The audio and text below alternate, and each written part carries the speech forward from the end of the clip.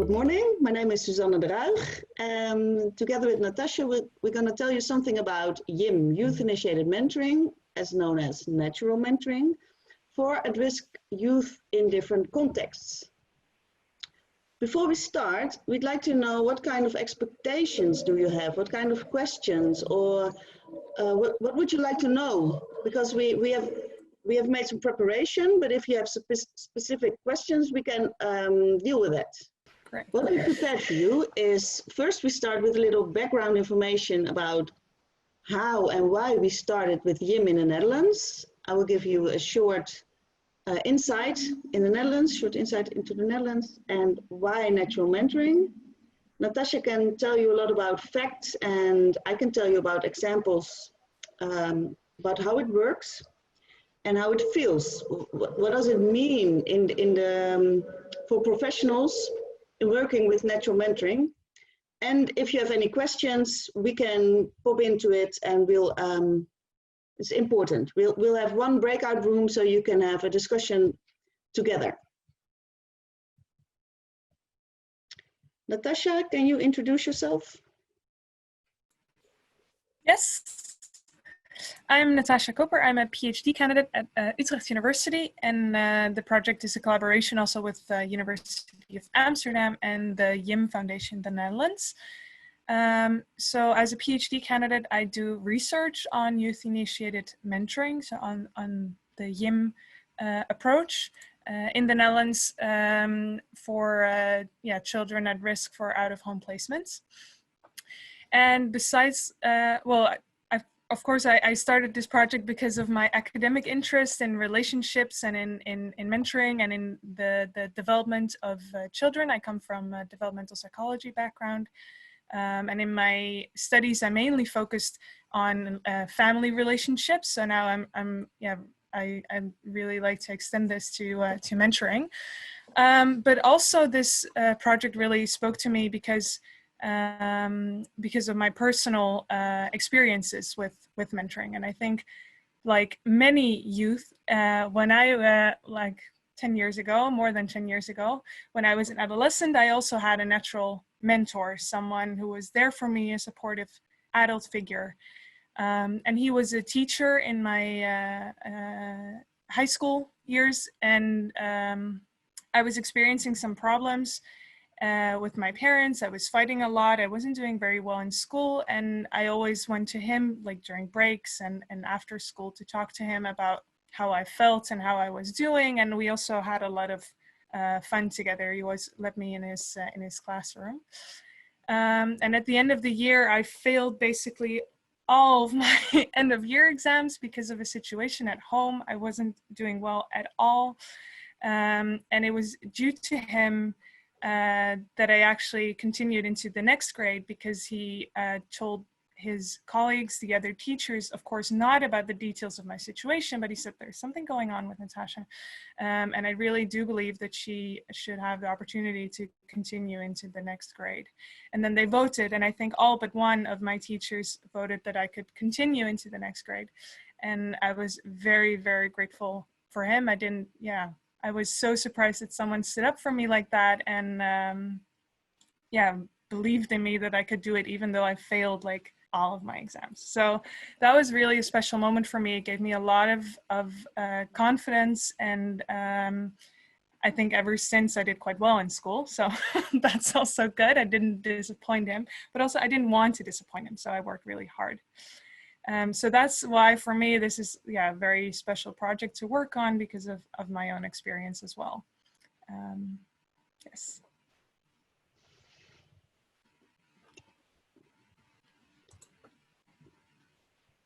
I'll let Rebecca in, thank you. Yes, we have a comment. I have a problem, I have to wait a little bit. Yes, it's flipping over. I have a different background. My name is Suzanne, and since the year of 2000, I started working as a social worker with families with lots of problems and children being out of home, being placed out of home, children with no parents, migration, children with no parents and no status.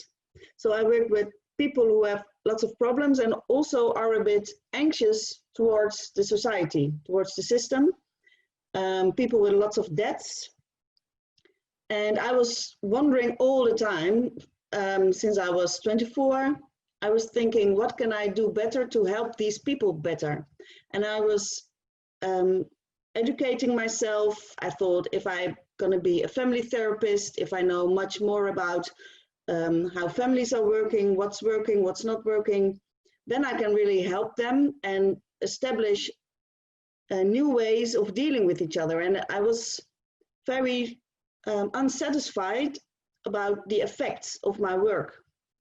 And when I met YIM in the Netherlands, we combined the YIM, the natural mentor, with complex families, with professionals. So professional care, child service, child care, combined with the natural mentoring. And I was leading that team for the first time in the Netherlands. And I saw changes. I saw the difference between just experts and professionals speaking to these families and the effects of the meetings.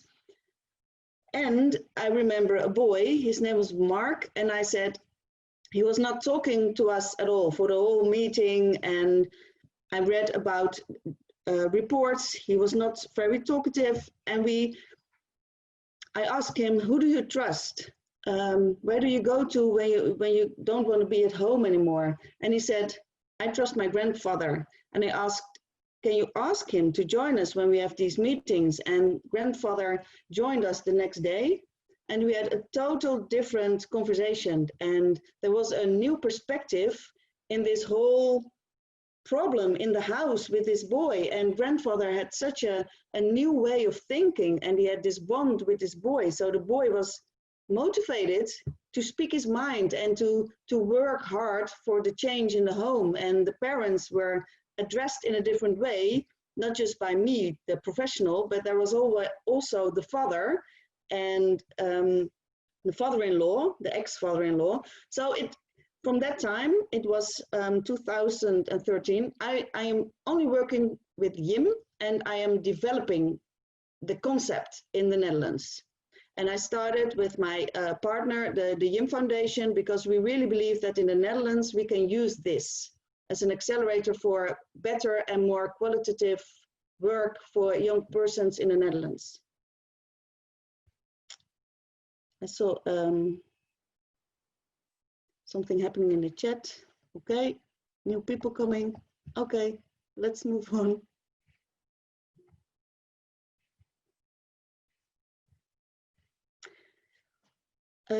From the first 2 years, we did some research with the first 78 families. These young persons, they were on a list of being placed out of home, and instead we gave them this new YIM approach, this group of professionals who were combining their work with this natural mentor. And we made a movie about it. I'll stop it halfway, because then you get a picture, and if you'd like, we can share it later. It's on YouTube as well. Sometimes juveniles pass through fierce things or grow up in complex situations. To deal with this, these juveniles need adults around them, besides their parents, on whom they can rely. Professionals fill in part of these supportive adults, but their involvement is temporary and they only have a limited amount of influence, especially when the juveniles have experienced a lot of different professionals in their lives. Sometimes juveniles get indicated for out-of-home placement and are pulled away from the environment they trust. Research indicates that this intervention is not always effective. Wouldn't it be better to reinforce the juvenile's informal support network in order to help them deal with complex situations? In recent years, a new approach has been developed to put this thought into practice. Youth-initiated mentoring, or YIM for short. At the heart of this approach, the juvenile chooses an adult from his informal network to be his YIM. This can be a family member, a neighbor, a friend, or an acquaintance. The YIM approach focuses on the collaboration between and joint decision-making of the juvenile, his family, the YIM, and professionals. In recent years, this approach has been applied to a growing number of juveniles. Okay, we're stopping it right there. Like Suzanne said, you can watch the rest of the video if you're interested on the Youth Initiated Mentoring YIM YouTube channel. We had a question from Barbara or something, an expectation that she wanted to know about how formal and informal is youth initiated mentoring. And well, as I don't know if everyone knows, so we're going to start with what is informal or natural mentoring. So natural mentoring or informal mentoring relationships form organically between youth and older individuals within their existing social networks. So it's like the relationship that I had with my teacher, or the relationship that Mark had with his grandfather. They just, yeah, they just existed. They formed out of itself. Whereas formal mentoring relationships are established through a program that matches mentees and mentors, and therefore also then has some kind of objectives and goals, has some structure around this relationship. And what is special, I think, about youth-initiated mentoring is that it combines these two. So it makes use of a natural mentoring relationship, so a relationship that was already there before professionals intervened. But it also uses some of the aspects that formal mentoring has, which is like it has objectives. So there are goals that the family and the youth and that the mentor want to achieve during their relationship, but basically during care, because their relationship is hopefully very long lasting. And there is some kind of, intervening in this relation. Well, we don't want to intervene, of course, in the relationship because the relationship was already good. Otherwise, this mentor wouldn't have been chosen. But there is some kind of professional around tracking this relationship, talking about the relationship, and also they're writing down expectations about this relationship together. So that is how youth-initiated mentoring actually combines this natural mentoring with a more formal structure. Yes. I told you in the Netherlands, the YIM approach combined with professional care in the Netherlands is not for no reason, because as you can see, the Netherlands, we are a champion in placing children out of their homes. It's bizarre. In the Netherlands per year, there are about 42,000 children being placed out of their homes. We mean well, because we take good care of children. Are they safe in their homes? But it's bizarre if you compare it with the other countries. So in the Netherlands, why did we do this? Why are we open to new initiatives? It's because we needed a new vision. Placing children out of their homes causes trauma, and most of the times it has an extra effect. And you, in therapy language, you would say you give it to generations to generations to generations. You can see there are lots of families who in every generation are having children placed out of their homes. And in the Netherlands, we wanted to innovate something more. And so the sector, the childcare in itself, needed to change. It also had a very big finance thing in it, because we cannot pay all these care for children anymore. In the Netherlands, 1 out of 8 adolescents is in care in the Netherlands. It's a huge amount.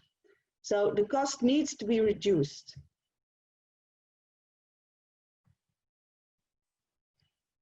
I'm clicking for the next page, but I need to be patient. I don't know why. Yes.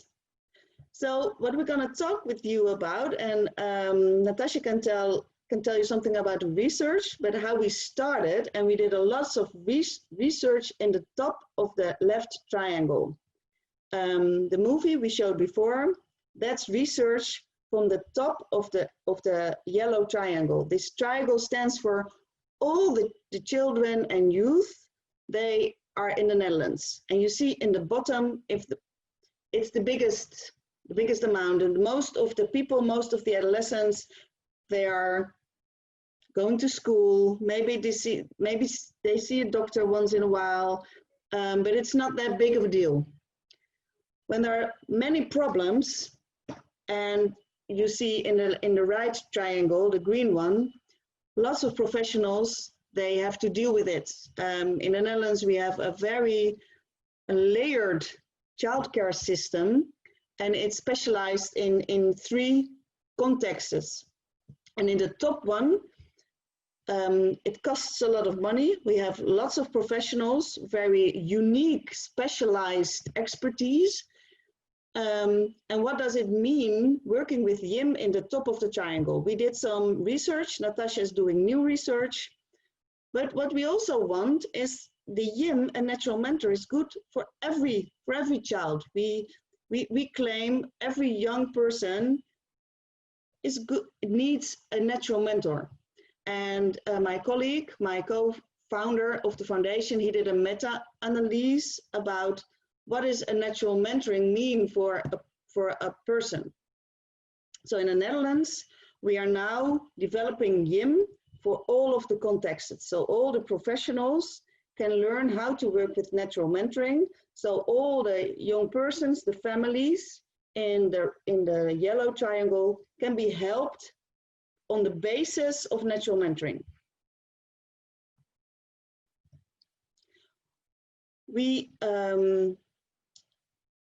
These are the YIMs in the beginning, and some organizations who are working with YIM, they are, hoe zeg je dat, Natasha? Zij houden ook cijfers bij. And yeah, they keep track of some of these, like they're doing their own like mini research. Yeah, their own mini research. Yeah. And we can state that around 44% of the young persons, they choose a family member. So we see lots of uncles, aunts, and grandparents.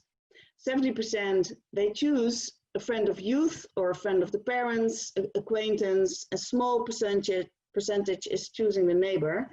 For the biggest part, a young person chooses his or her YIM because of the social, emotional support. We hear lots of young persons saying, he understands me, he knows what I'm going through, and he's always there. He doesn't make a fuss. He's just my uncle, he's just my grandparent. So the impact of the trust is big, and that's making the YIM for the young person. We have another movie. We want to share with you the feel of a natural mentoring, because lots of professionals, there are lots of very good questions. How does it work? How do we do it? But first we want to inspire you with the feel of natural mentoring. This movie takes about 3 minutes. Do you miss the way I was before I transitioned? No, I like you as you are. I prefer you as you are. No. Oh, yeah. I do, yeah. This is my Nana Elaine. Say hi, Nan. Hiya.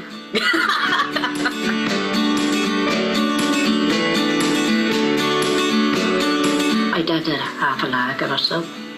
So I was tired and I wanted to go to bed. Gavin came in my bedroom wanting to talk to me. So he said, Nan, I got something to tell you. I want to be a boy. So I said, oh, I said, don't we all? We'd all like to be a man. Because, you know, they got a better life than us. And you said, no, you got up crying and went downstairs. So I gave you a kiss and a hug and I went back to bed. Yeah. She gave me a kiss and a hug and said, oh, I love you wherever you are. Yeah. And she went back to bed because she was pissed.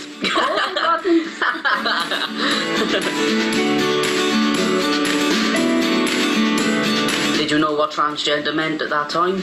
Well, not exactly, because, you know, in our day and age, we didn't discuss things like that, did we, you know? We knew there was something wrong, didn't we? And it was nice to know that we knew then what it was, you know. Then we could help you, couldn't we? And if it wasn't for you, like, I wouldn't have started hormones when I did. Wouldn't you?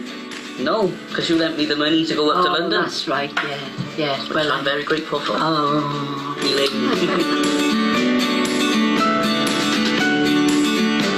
What do you think of my new name? Oh, I like it, yes. Why do you like it? In any case, because I chose it. Yeah.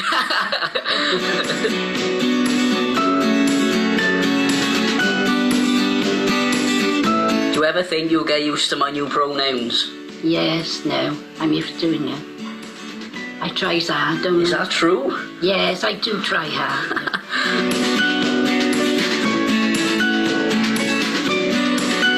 What changes have you noticed Oh, since I started testosterone? Oh, more, can I say mannish? No, or boyish. Is it? Masculine? Masculine. That's the I'm word. learning. I'm learning. Yeah, you're nearly as handsome as me. Oh. You're more happy, confident, and you're outgoing, you know. I'd like to say thank you to my grandson for being who he is. You've always been very loving and kind. You know, I couldn't wish for a better grandson. Oh. I couldn't.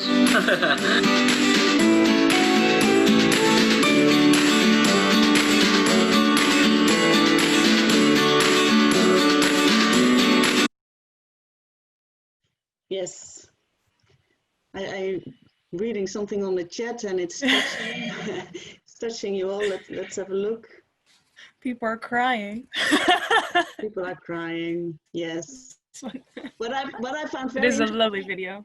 Yeah, it's a lovely video, and I wanted.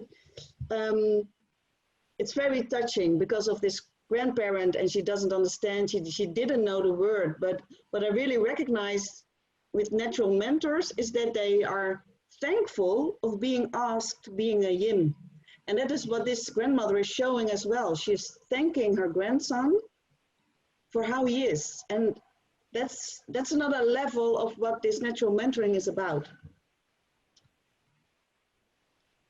Natasha, can you take over? Yes. After this very touching moment. Yes, yes. Carol's just writing, I want her to be my nan. Well, yeah, I think we all do, but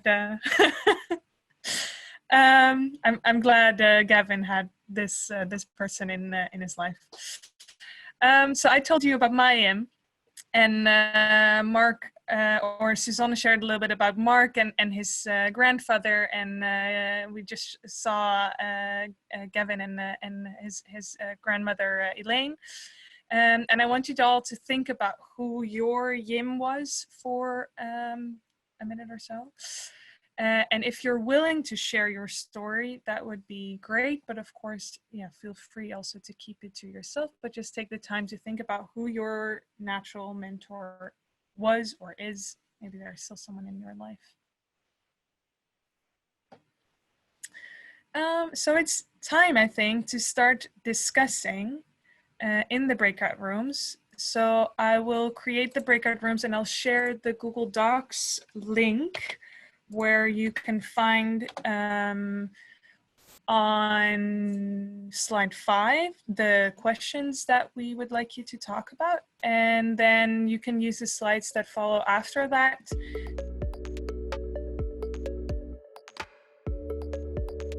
Yeah, this is exactly one of my research questions. Like, what do we do with the families who say, like, we don't have anyone to fulfill this role? And I don't have an answer for that. I think in most cases there is someone. So there is a neighbor or a teacher or someone they can ask. Sometimes there's other family members in the country as well. But I think especially with immigrants, this can be quite difficult.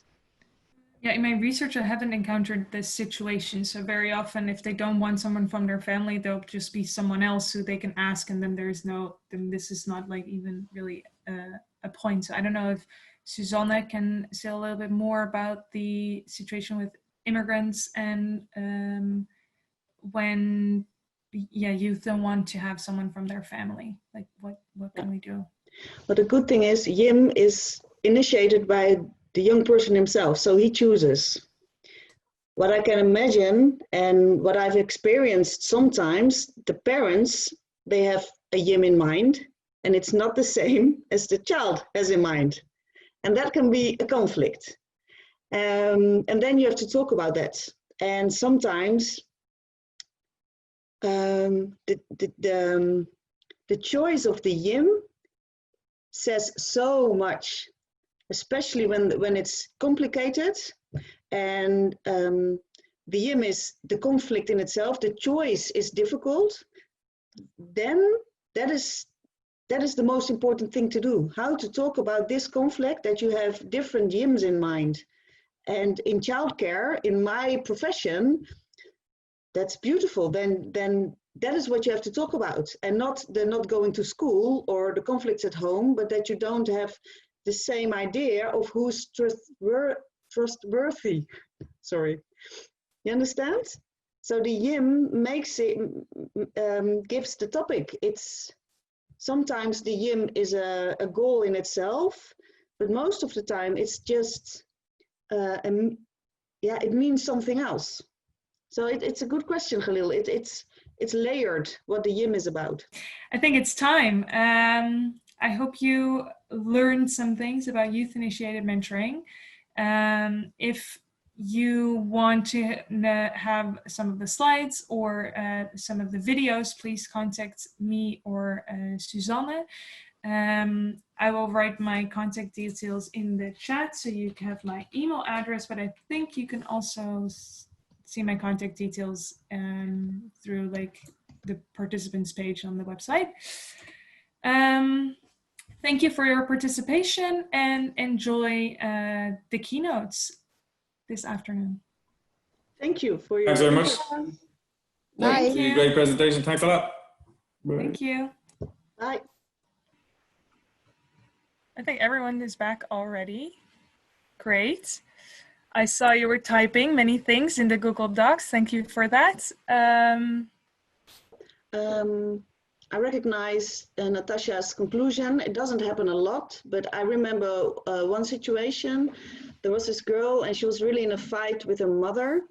And there was a very uptight situation all the time. And the mother had a friend, and the mother had a lot of conflicts with other persons in her life. So this child, I think it was a big barrier for her to even choose a YIM that her mother approved. So this child, she came up with a very good idea. She asked a friend of the mother. And in the Netherlands, when a child asks a YIM, we as a professional, we go to speak with this YIM to have a conversation first, before he or she has to answer, just to discover what does it mean for me? What if I say no? What if I say yes? And YIMs really appreciate it. So we were talking with this woman and she said, I have a very big dilemma because I'm a friend of the mother. I can see why this child is picking me, but I think I cannot do both. I cannot be the friend of the mother and I cannot be the friend or the YIM of this child. So I have to say no, but please can you help me to say this to this child, and what can you do? So we spoke about what I will do after she says, I'm sorry, I cannot do that for you. And we spoke to each other, what would I do as a professional? How will I pick it up with this child? And we continue. So it was okay. And it was very well thought of this YIM, because she said no, but she had very good reasons why she said no. I think maybe to clarify, so in the Netherlands, the youth first ask the YIM, like, do you want to be my YIM? And then there's this talk between the professional and the YIM. So the YIM doesn't have to answer the question, like if they want to be the YIM, until after they've talked to both the youth and the professional. Because very often the reaction that I hear is that YIMs are saying to the youth, like, yeah, I think so, but I have no idea what it means to be a YIM. So I do anything for you. So I guess I'd do this as well, but I don't know what it means. And then the professional also comes in, to talk about like, why would they do it? Why wouldn't they do it? But also what does it mean to be YIM? And I think, yeah, also from research, I've heard back from YIMs that they really need that talk, because youth usually cannot explain very well what it means to be a YIM. So they really, they need this to have some sort of clarification about what it means. There was also still the question of what happens if there's no social network. So what happens if, for example, with immigrant families who have no network in the country where they're settling? I think I have an experience from my research that is, quite painful. So they had family relationships in the Netherlands where they moved to, and they didn't want to be in contact anymore. So the family broke the connection with the extended family, and then they said, well, now we needed YIM, but we don't know anyone else. We moved to the Netherlands because their family was already here, but now we're not in touch anymore, and we would love to have someone, but there just isn't anyone that we trust. Children were bullied in school. Like there was a lot of bad things going on in his family. And I think in that case, what the professional did is trying to see like can we build a social network? Of course, this is important anyway. If you're looking for a YIM or you're not looking for a YIM, it doesn't matter. If you're an immigrant family coming into a new country, it's important to build up a network. So I think that's generally what they do. I don't know, Suzanne, you had another, I think, beautiful story of a family where who didn't have anyone in the Netherlands. Yeah. Well, I say it again, I'm a family therapist, so I have another way of looking to these families, and they come for a different kind of question to us. And there was this family, and they lived in Amsterdam. They came from Afghanistan, and there was this girl. She was about 16 years old, and she was very struggling in how to deal with my Afghan culture and living in Holland. And it was difficult. And we asked this YIM question, and the parents and the aunt and uncle were there, and they were very strong opinionated about what was good for this girl, and she didn't have any space to find out for herself. And when we asked this YIM question, what was very, well, we want to make her choice, for her to make this choice, but it wasn't really in the Afghan culture, so that was difficult as well already for her. And then she came, I respect the adolescents a lot, because they're very creative in finding their own solutions. So she came up with an idea to ask another aunt who lived in another country, and we spoke about, well, that's a bit far, but I thought, you came from Afghanistan, you live in Amsterdam, you're struggling with what you need and what you have to find here, and who cares? This YIM lives in, I don't know, it was in somewhere else in Europe. So, and everybody was okay, because that's important as well, that the parents and the family, they are okay with the choice the adolescents make. Otherwise, it doesn't have any status. The YIM is YIM just because everybody approves. So that was just a process. I think we were talking about that for 2 or 3 months. And then in the end, she could ask this aunt, and the aunt says yes. And it was a very good relationship. It was very worthwhile working with it, and it was okay. It took 3 months.